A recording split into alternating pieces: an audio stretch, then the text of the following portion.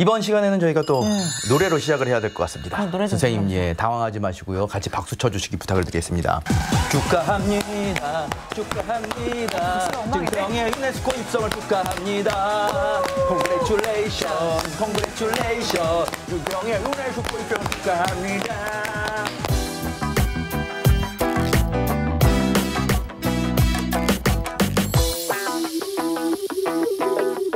자, 이제 증평의 기록물이 유네스코 세계 기록유산에 등재가 됐다고 합니다. 와, 이거를 얘기를 없이 갈 수가 없어요. 좀 그렇죠. 소개를 해주시죠. 네. 저거 나오나요? 이게 다 등재된 자료들인 거죠, 그렇죠. 그러면? 저 보시면 유네스코 맞아요. 여기 옆에 보니까 유네스코 저기 영어로 딱 써져 있네요. 예. 예. 이게 1970년대에 우리나라가 이제 50년도 유교를 겪으면서 네. 산림이 엄청나게 황폐화되니까 산림 녹화를 하려고 굉장히 애를 써요. 근데 그때 산이 소유주가 여러 사람들로 나눠져 있고 그렇겠죠. 하니까 녹화하기가 사실 쉽지 않았거든요. 네. 근데 이래서 이런 산지관리위원회라는 조직을 결성을 하고 이 산지관리위원회가 주도를 해서 이런 산림 녹화를 합니다. 여기 안에 그때에 내용들이고요. 네. 우리 증평에 있는 남부 오계리에 있는 주민들이 그때 당시에 하나하나를 깨알같이 다 기록을 합니다. 그래요? 회의했을 때 예. 저기 보면 네. 기침 소리까지 저기 기록을 해요. 기침 소리요? 예. 잠깐 나갔다 들어왔다까지 기록을 하고 세세하게 또 사실 그대로 기록을 합니다. 해서 네. 저 기록물들이 네. 유네스코가 볼 때는 어느 기록보다도 의미가 있다 해서 네. 우리는 이런 걸 얻은 거죠. 소소한 일상의 어떤 가치가 우리는 엄청난 거야지만 생각을 했어요. 그렇죠. 난중일기, 조선왕조실록, 네. 직지 이런 기록만이 기록으로서 가치가 있다고 생각을 했는데 우리 이웃에 있는 분들이 우리 아버지가 네. 우리 할아버지가 펜을 잡고 일상의 모습을 기록한 이런 문서들이 네. 그대로 유네스코는 가치가 있다라고 인정을 한 겁니다. 해서 4월 11일자로 저희가 유네스코에서 발표를 했습니다.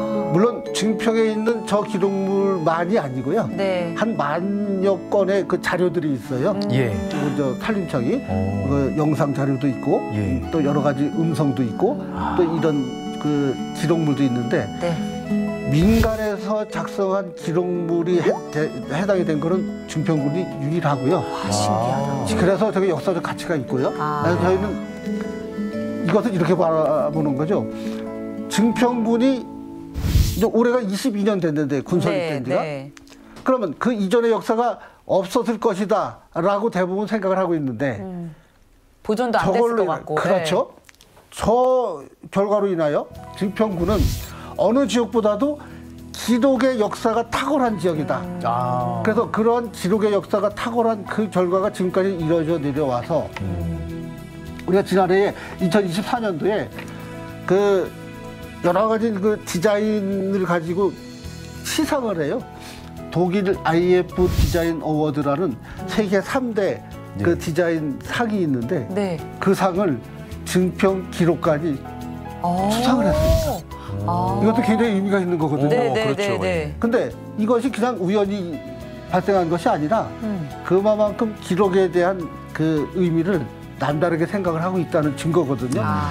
제가 바라다 볼 때 72년도에 저 때에 그 기록하셨다가 살아계신 분이 몇 분 안 계세요. 그분 얘기를 들어보면 어느 한 분이 완전히 저거에 혼이 나갔었다.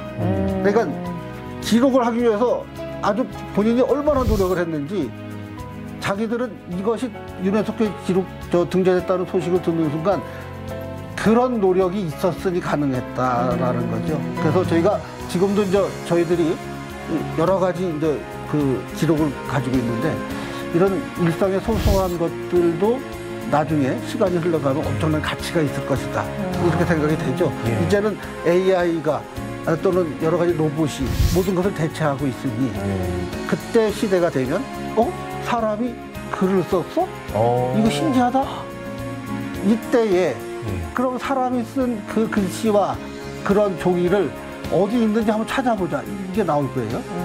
우리가 그러한 아주 사소하다고 생각하는 것들이 얼마나 중요한지 제가 유네스코의 산림국가 기록이 기록유산으로 선정되면서 아주 절실하게 느꼈고 아 이제 그런 작업들을 우리가 끊임없이 노력을 기울여야 되겠다라는 생각을 했습니다. 네. 그러니까 저의 어떤 일상적인 일기라든지 이런 것도 나중에 가서는 정말 대단한 기록이 될 수도 있는 거고. 그렇죠. 그게 나는 오늘 중평 인삼을 먹었다 이러면서 그렇죠. 이런 것도. 그 아무것도 아닌 것 같은데. 소설 얘기는 아무것도 아닐 것 같기는 해요. 네. 근데 죄송하지만. 그렇죠. 이제 시대가 바뀌면 또 상황이 거죠? 바뀌면 그렇죠. 그러면 얘기가 틀려지는 거죠. 그럼요. 맞아요. 아니 그리고 저는 이 사진을 조금 보면서 아니 그때 당시의 기록들이 아직까지 어떻게 남아 있을까 굉장히 좀 이제 신기하게 생각을 했고요. 맞습니다. 그리고 또 유네스코에 등재되기까지 그냥 이게 또 보통 일은 아니었을 것 같아요. 굉장히 많은 노력들을 해오셨을 것 같은데. 그렇죠. 근데 저희가 2022년도에 이제 남부 5개리 산지관리위원회가 아직도 이제 존재를 하고 있어요. 이분들하고 대화를 하면서 기록물이 있다라는 얘기를 들었어요. 그러면 그 기록물 한번 가져와 봐달라. 그래서 이제 그걸 가져왔더니 가져와서 보니까 하나부터 10까지가 아주 상세하고 굉장히 방대해요, 양이. 그러면 이거를 한번 추진을 해보자. 왜 민간이 기록한 기록물은 유일하다고 볼 수 있으니까. 그래서 등재를 추진을 하게 된 거고 그때 당시에 그 서류를 보면 이게 먼지 투성이고 왜 그런 거 있잖아요. 이게 청소하다가 나오면 빨리 치워야 되는.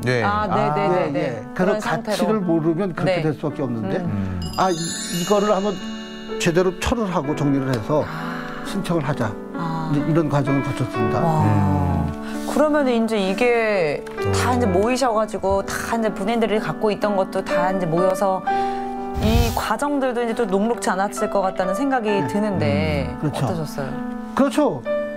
가지고 있던 사람들도 다 다양했고 또 당사자들이 많이 돌아가셨어요. 돌아가셔서 그러다 보니까 후대가 저걸 보존을 안 했으면 없는 거죠. 또 어디 있는지 찾지도 못하고. 그런데 다행히 산지관리위원회가 저런 기록에 대한 그 생각을 아주 깊이 있게 하신 거죠. 그래서 보존을 해야 된다. 해서 한 군데에 잘 모아두신 거예요. 너무 다행이다. 이게 너무도 기가 막힌 거죠. 그러니까요. 저것은 제가 볼 때 그분들이 그때 당시는 그런 생각을 안 했을 거예요. 이게 세계적인 그런 기록물이 될 것이다. 이게 아니라 그냥 우리 아버님이 후대에 좀 했었던 일이니 이건 한번 내가 가지고 보관을 해야 되겠다라는 생각이 있었을 거예요. 그래서 이제 시간이 흘러 왔고 그것이 어찌 보면 그렇게 아무런 생각 없이 가지고 계셨던 게 더 좋은 거죠. 만약에 저게 이거 뭐 열어보고 뭐 이렇게 또 이거 중요하니까 찢고 이거 뭐 그런 거 있잖아요. 코팅한다고 또 해서 코팅해서 걸어놓고 그랬으면 지금 이런 역사가 탄생하지 못했죠. 그렇구나. 그러면 이제 지금 이 기록물들은 다 어디에 보관이 돼 있어요? 저희가 이제 군청에 기록관이라고 있습니다. 거기에 이제 보존을 하고 있고요. 저건 이제 항습해서 영구적으로 보존을 할 거고요. 저 원본 말고 이제 복사본을 저희가 만들어서 여러 가지 가치 있는 일을 할 겁니다. 아니 그리고 엄청 또 귀한 자료다 보니까 이거를 실물을 이제 보는 것도 굉장히 조심을 해야 될 것 같아요. 혹시 훼손되거나 할까봐. 만지기도 애매하고 지금 마치 이 사진을 보니까 우리 선생님께서는 그 진품명품에 나오시는 좀 감정위원 같은 느낌이세요. 감정하시는 것처럼 맞아요. 너무 조심스러우니까. 그러면은 이제 이 산림 기록물들은 앞으로 뭐 어떻게 좀 활용이 될 예정이에요? 이제 저희가 우선 그 전시 공간을 만들어서 대중들이 많이 볼 수 있게 복사본으로 전시를 합니다. 복사본으로 전시. 그다음에 이제 산림 기록과 관련된 여러 가지 이벤트를 할 겁니다.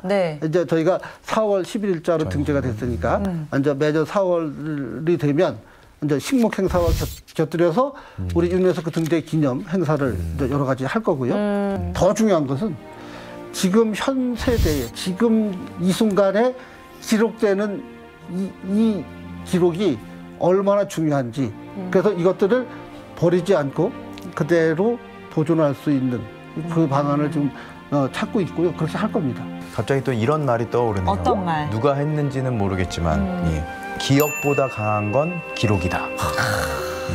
기억보다. 맞습니다. 기억은 그렇지. 바뀔 수도 있지만 기록은 바뀔 수가 없죠. 그렇지. 그래서 아까 말씀드렸듯이 유네스코는 중간에 누군가가 각색을 한 것은 인정을 안 하고 안 되고 아무리 서툴러도 네. 그 당시에 그 상황을 그대로 적시한 것 이것만이 인정을 합니다. 그래서 우리 저 조성한 왕조실록 기록할 때 우리 저 사초들이 임금이 바꾸라고 해도 목숨 걸고 지쳤다는 얘기도 많이 있죠. 상황을 그대로 기록한. 그래서 조선왕조실록 그 기록이 유네스코 기록문화유산으로 등재가 된 거죠. 옛날에 막 그랬대잖아요. 이제 이거 적지 말라라고 하면은 그 이거 적지 말라고 한 얘기까지 다 적었다고. 맞아. 네, 맞습니다. 그렇죠? 그러니까. 그러니까 뭔가 또 이제 공부가 너무 이제 먹기 너무 이제 두껍지 않네 이제.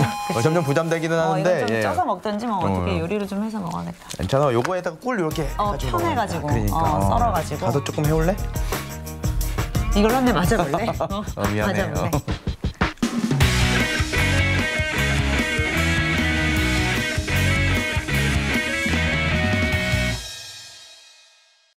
네, 자 그러면 지금부터는 이 22 이 청년 증평의 미래에 대한 이야기를 좀 나눠보면 좋을 것 같은데 사실 저는 이제 증평에 가깝기도 하고 좀 친한 지인이 계세요. 그래서 자주 좀 왔다 갔다 하는데 증평 가면 제일 좋은 게 저는 보광천. 그렇지. 지금 이맘때 가면 딱 너무 좋잖아요. 자전거 타기도 좋고 음식 먹기도 좋고 그런 공간이 없는 것 같아요, 진짜. 보광천 자랑 좀 해주세요. 뭐 와보셨으니까 자랑 안 해도 다 아실 건데. 네. 일단 7월 백중 때 씨름이 엄청나게 유행했던. 그래서 옛날에 여기 와서 그 증평 가서 씨름 우승하면 소 한 마리 끌고 가고. 그래서 그 유래 때문에 증평군 인삼 씨름단이 천하장사를 2번이나 거머쥐었거든요. 지금도 아주 열심히 연습하는 우리 씨름 선수들이 있는데 아무튼 이 보광천은 저 미루나무 숲이 원래 오래전에 그 예비군 훈련장이었었어요. 훈련장에 나무를 심어놓은 건데 그게 이제 미루나무를 심었어요. 저 미루나무가 굉장히 속성수라서 굉장히 많이 커가지고 우리한테 굉장히 지금은 아주 휴식 공간을 제공을 해주고 있는데 이 저 보광천이 어찌 보면 증평의 젖줄뿐만이 아니라 이것은 우리 미호강으로 흘러 내려가는 아주 상류 지역이거든요. 봄, 여름, 가을, 겨울 4계절이 다 의미 있게 다가오는 그래서 남녀노소 누구나 즐길 수 있는 그런 곳이죠. 또 접근하기도 굉장히 좋아서 어디서든 자전거로 전국에서 다 도달할 수 있는 지역이 보광천입니다. 자전거 타면 우리 저 자전거 길 만들어 놓은 그곳을 통해서 어디서든 저기 접근이 가능해요. 그다음에 뭐 자동차나 여러 가지 그 철도도 있고. 증평은 청주공항이 7분 정도 거리에 있으니까 7분? 청주공항이 증평공항이나 마찬가지입니다. 진짜 접근성 좋네요. 청주 사는 사람들보다 더 가깝네요. 증평에 있으면요. 비행기가 내려가는 소리 때문에 사람들이 대화를 멈춰야 되고 또 한 5분 지나면 철도가 기차가 가는 소리 때문에 또 5분 동안 멈춰야 되고 또 조금 있으면 우리 또 시멘트 실은 또 레미콘차가 지나가고 그러니까 교통의 요충지니까 또 그래서 도안입니다. 길도자의 편하라 한자. 그래서 하늘길, 철길 또 우리 도로가 뚫혀 있는 유일한 지역이라고 보면 될 겁니다. 그러니까요. 그 중심에 보광천이 자리하고 있고요. 저 보광천은 휴식 공간뿐만이 아니라 여러 가지 생태 하천으로서 역할을 해줘요.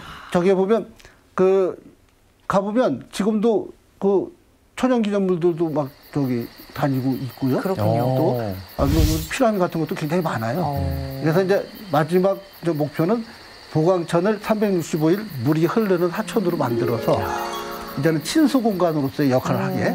그래서 뭐 강변육도 하고 또 여러 가지 물놀이도 할 수 있는 이런 공간으로 만드는 작업을 지금 저기 계획을 수립을 했고 이제 하나하나 진행 중에 있습니다. 알겠습니다. 저도 이제 얼마 전에 또 갔다 왔는데 보광천에요? 작년보다 더 업그레이드가 됐더라고요. 이렇게 이제 또 물도 흐르고 또 여기 약간 그네처럼 의자가 또 돼 있어가지고 보광천을 바라보면서 이렇게 그네도 탈 수 있고 그리고 이제 소나무들도 멋있게 딱 심어져 있어가지고 나랑 같이 갈래? 사양할게요. 그래. 아무리 좋은 공간도 좋은 사람과 가야 되기 때문에.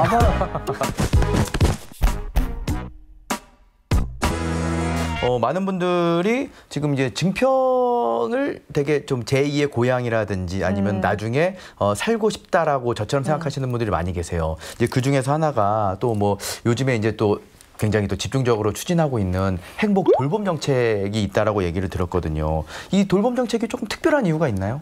특별하죠. 지금 인구 소멸이라는 말을 들으면 사람들이 다들 적기를 합니다. 지구가 멸망하는 것 같은. 그런데 증평군이 유일하게 합계 출산율이 1.07, 1.06. 이게 엄청 그래요? 높아요. 오, 네네네. 전국 평균이 0.72, 0.68 이래요.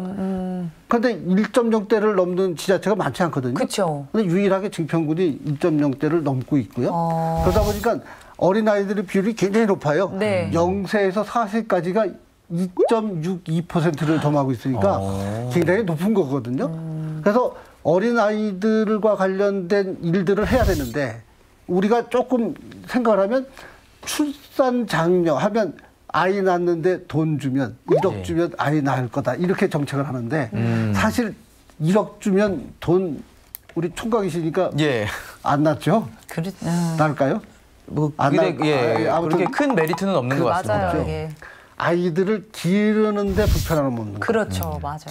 기르는데 걱정 없는. 그래서 저희는 주안점을 아이들과 관련돼서는 어느 곳이나 아이들이 있는 곳이 돌봄이 되는 이런 정책을 펴가고 있습니다. 증평군청 현관 1층 로비가 네.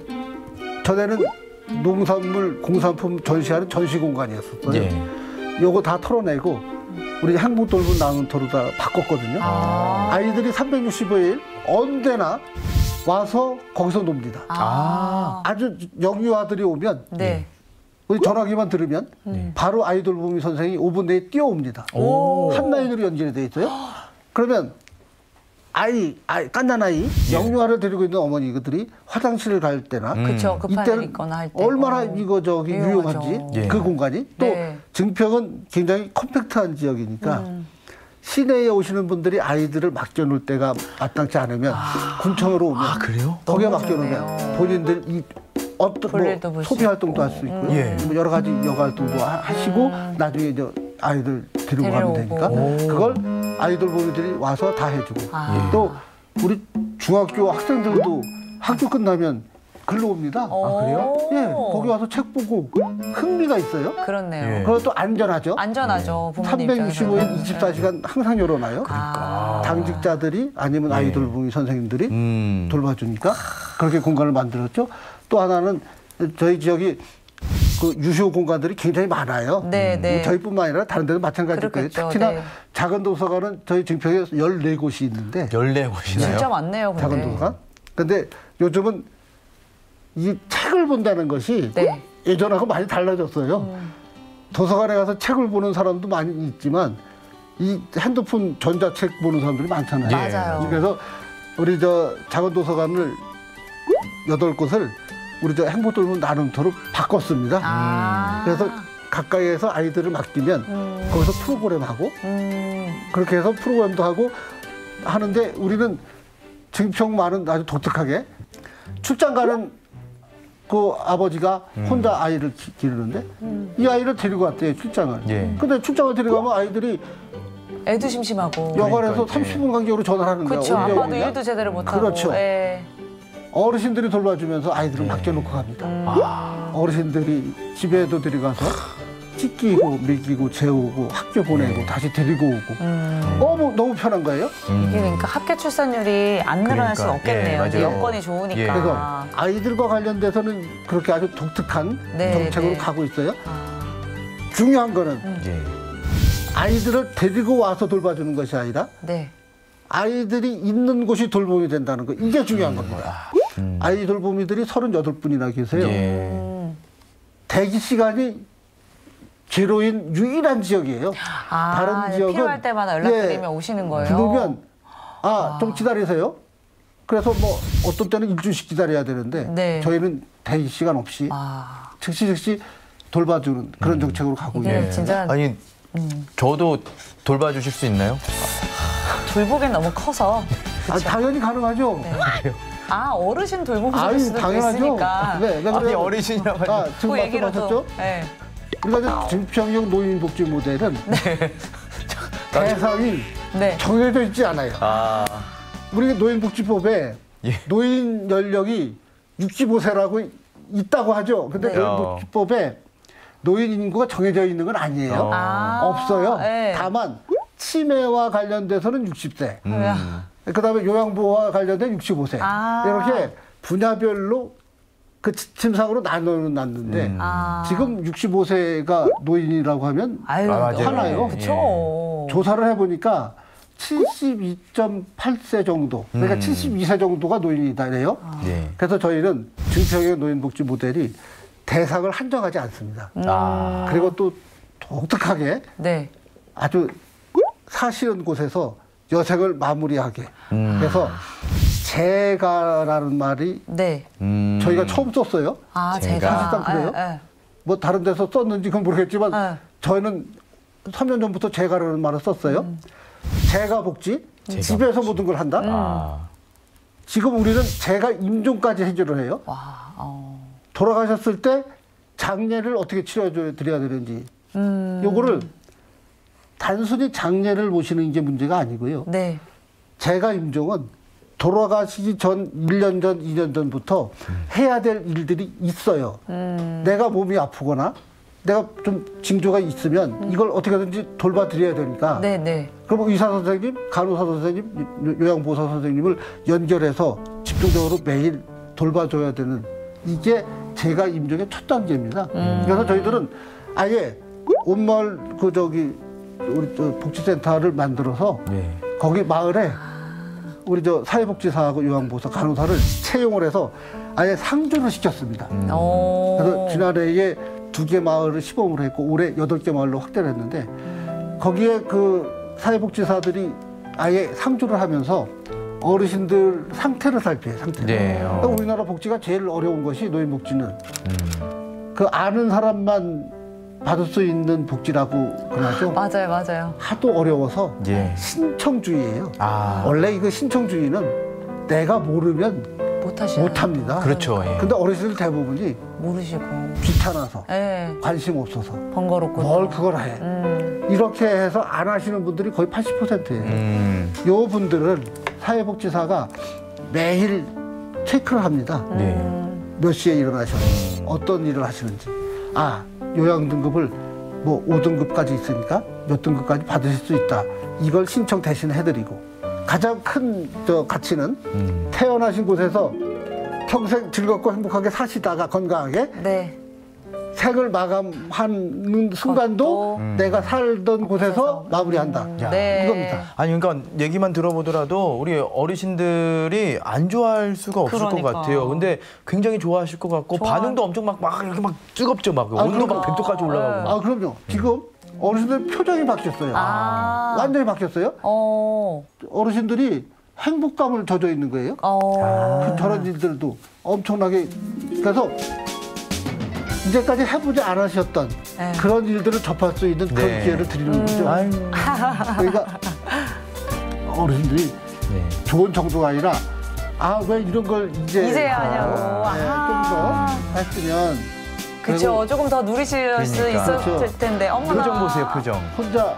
혼자 계신 분들이 제일 두려운 게 내가 죽으면 나를 누가 장례를 치러줄 거야. 그렇죠. 이것도 굉장히 걱정이 돼요. 어머머. 그러니까 너무 좋아하신다. 그래서 할머니.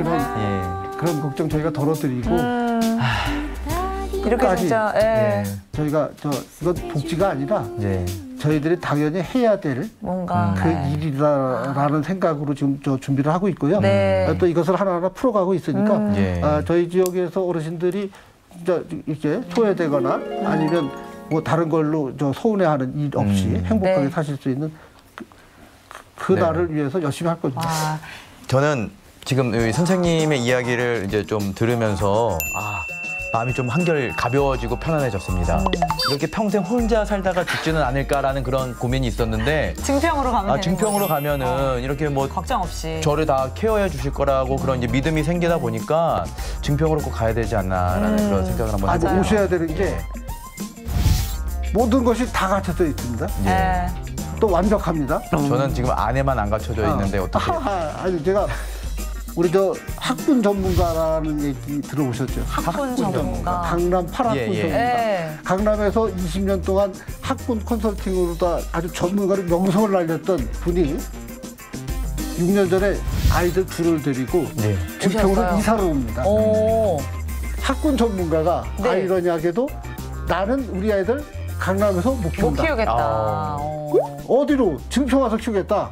자연. 그래서 초등학교로 2명을 남자아이들이 다녀요. 네. 뭐 제가 좋다 얘기할 게 아니라 네. 실제 경험한 분들이 와서 좋다고 느끼면 진짜 좋은 거니까. 그런 사례들이 진짜 경험에서 우러나오는 것이기 때문에. 그러니까 맞습니다. 오늘 진짜 이제 얘기를 들어보니까 돌봄도 그렇고 여러 가지 정말 살기 좋은 여건들이 많이 이제 꾸려져 있는 곳이 증평군이다 이런 생각이 들었는데요. 네. 마지막 질문 또 드릴게요. 앞으로 이제 꿈꾸는 증평군의 모습을 또 말씀해 주시죠. 이제 증평군이 군된 지가 이제 22년 22년, 됐잖아요. 예. 저희가 이제 지방자치를 우리나라가 95년도부터 다시 되살려서 하고 있는데 지방자치라는 것이 어찌 보면 지역 주민들을 손에 의하여 모든 것이 가야 되는데 사실상 그 벽이 굉장히 높아요. 실제 우리 주민들이 참여하고 해결하는 실질적인 지방자치가 되는 것. 지방자치의 롤 모델로 증평군이 우뚝 서는 이날 그 속에서 얼마만큼 주민들의 의견을 우리가 받아들이고 그것을 정책과 시책으로 만들어서 다시 되돌려드리고 그것이 주민들의 행복으로 이어지느냐. 이게 진정한 주민자치니까 지방자치의 그 본질을 이뤄내는 그 지역, 유일한 지역이 증평이다 라고 결정될 때까지 네. 할 겁니다. 알겠습니다. 예, 이제 이 의지와 열정이 아직도 맞습니다. 이제 너무 강렬하신 게 느껴지니까 앞으로의 증평의 모습이 얼마나 더욱더 좋아질지 좀 기대가 됩니다. 네, 우리 선생님께서도 뭐 앞으로 일하시다가 힘드신 부분이 있으면은 제가 요거 좀 챙겨드릴 테니까요. 열심히 또 우리 증평을 위해서 드시는 애써주시길 걸로. 바라겠습니다. 네. 아이고, 네, 자, 감사합니다. 인사드릴게요. 전체 차렷. 우리 또 멋진 수업해주신 이재영 선생님께 경례 선생님 감사합니다. 감사합니다. 수고하셨습니다. 아니 근데 진짜 그만 먹어. 바로. 그만 먹어. 그만 먹어. 아주 멀리까지 가보고 싶어 그곳에서 누구를 만날 수가 있을지 아주 높이까지 오르고 싶어 얼마나 더 먼 곳을 바라볼 수 있을지 작은 물병 하나 먼지 낀 카메라 때 묻은 지도 가방 안에 넣고서